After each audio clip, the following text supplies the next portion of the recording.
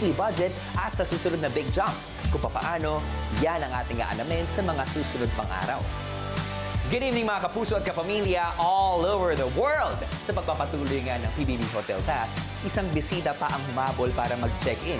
Ang primera kontrabida na si Miss Gladys Reyes.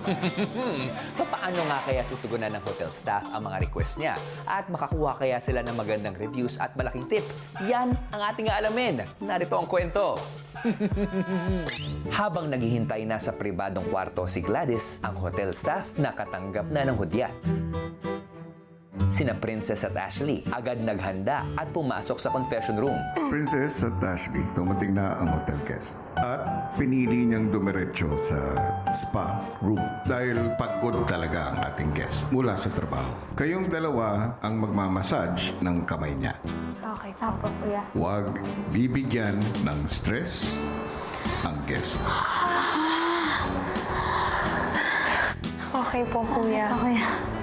Papunta sa spa room, tila kabado ang dalawa. Kausapin ba natin siya? Hindi. Hindi na. Wala na. Baka mamaya pagdalitan pa tayo kapag di tayo nagsalita. Kinabahan po kami ni Princess kasi po baka po mamaya tarayan niya po kami or mag-in character po siya. So kinakabahan po kami na ma-mess up po namin, kuya. Mabuhay po. Kami po yung magmamassage sa inyo ngayon, ma'am. Hi! Hello po.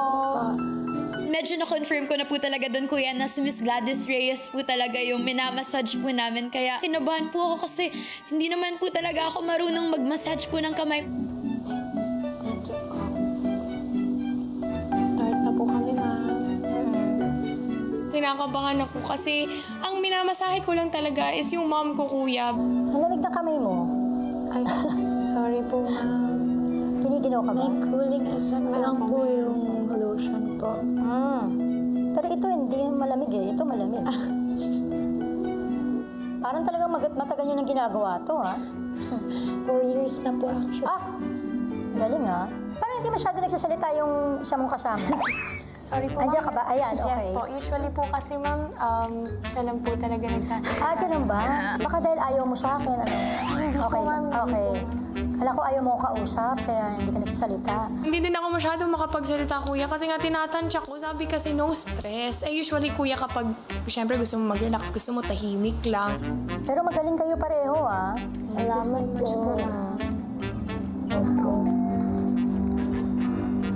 So, hudyat na ba yun? Natapos na yung... Yes po, ma'am. Ayun. Salamat po. Thank you. Good job. Masaya po talaga kami na nasatisfy po namin yung customer po namin. Lalong-lalo na po, kuya, yung kamay po ni Miss Gladys, kuya, na pinangsasampal po niya, kuya, naawakan po namin. Sunod na in-offer ng hotel staff ang foot massage. Na-pressure po ako noon kanina, kuya, na alagaan din po talaga yung paa ni Miss Gladys, kuya. Tsaka po galingan po sa pagmamassage, kuya. Hello po. Hi! PBB Hotel staff po. Start na po ng foot massage.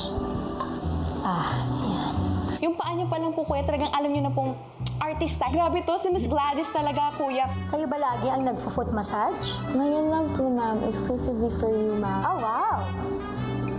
Sabihin niyo po, ma'am, if gusto niyo po harder po or medyo Oo, yan. Medyo okay naman yan. Nako, achieve na achieve ninyo. Salamat. Ang goal ninyo na ma-relax ang guest. Okay na po, Okay. ma'am. Thank you. Salamat Ayan. po. Then, hindi ko kayo nakikita sa ganito lang. Kaya pa na lang yung paa ko. Thank you, ma'am. Naramdaman po namin, kuya, na nagustuhan niya po, kuya, and naramdaman niya po, kuya, yung sarap ng pagmamasahe po namin dalawa ni Crystal sa kanyang paa. Matapos ang massage services, ang guest pumasok na sa PBB Hotel. Sino magsaserve ng tea?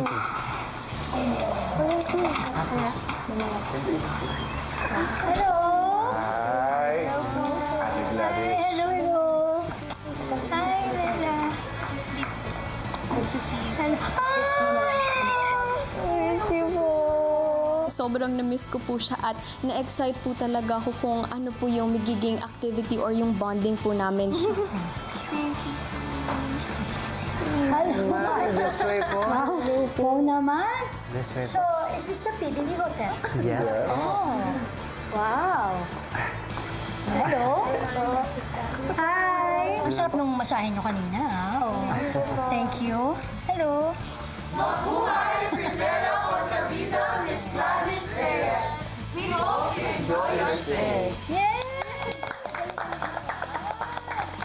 Ilang sandali pa, si Marco sinerve na ang complimentary drinks. Wow, hindi ko ito ina-expect ha. May tea? Pero ba't parang panghilamos na? Ang dami. Ang laki. Oo, tea lang yan. Oh, grabe, parang ayaw nyo na ako pakainin. Yan na yun ha. Talagang natawa lang po kami, kuya, kasi parang bago po niya higupin yung tea, kuya, ang dami niya po munang joke. Parang hindi siya bagay na ganito hawakan. Parang dapat bandihado.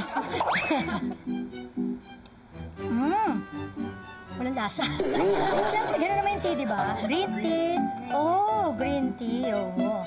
Ay, maganda ang green tea sa digestion, ha? Di ba? Yes. So, kaya pa-absolutely ka dyan.